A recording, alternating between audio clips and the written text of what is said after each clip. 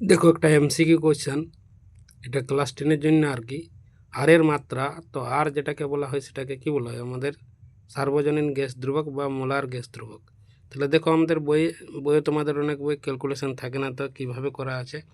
যেহেতু আমরা জানি পিভি সমান যেটা হচ্ছে এনআরটি আদর্শ গ্যাস সমীকরণ হয়, তাহলে এনআরটি সমান কত হবে আমাদের পিভি হয়ে যাবে। তাহলে আর সমান এইখান থেকে লিখতে পারি পিভি বাই এনটি।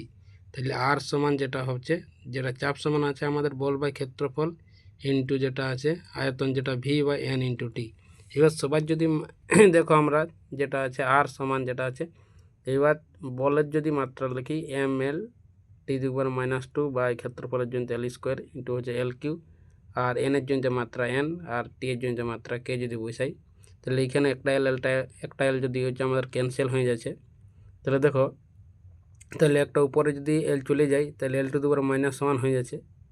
তাহলে L⁻⁻1 তাহলে হচ্ছে এম এল স্কোয়ার হবে, আর T⁻²। এবার এনটাকে যদি আমাদের উপরে নিয়ে যাই তাহলে n⁻ কত হবে আমাদের কি -1, তাহলে k⁻ কত হবে -1।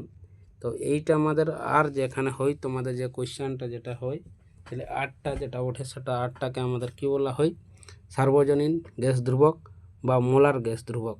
তাহলে এইটা পরীক্ষায় তোমাদের অনেক সময় এমসিকিউ আকারে পড়ে, তো এটা সবাই অবশ্যই তোমরা একটু জেনে রাখবে। তো অবশ্যই ভিডিওটা তোমরা শেয়ার করবে। সবাইকে থ্যাংক ইউ।